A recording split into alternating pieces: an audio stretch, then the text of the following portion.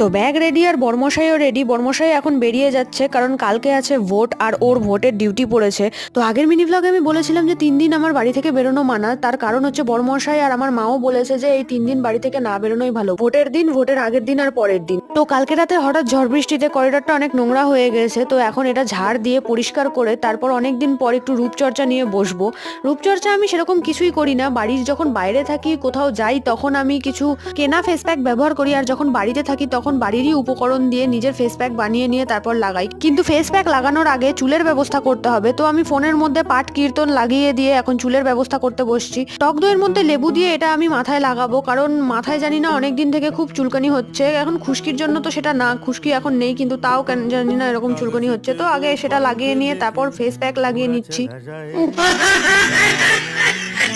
আমার টুসিও এসে গেছে, এবারে ওকে খেতে দিয়ে স্নান পুজো করে আমি খেয়ে তারপর শুয়ে পড়বো, ব্যাস আমার দিন শেষ।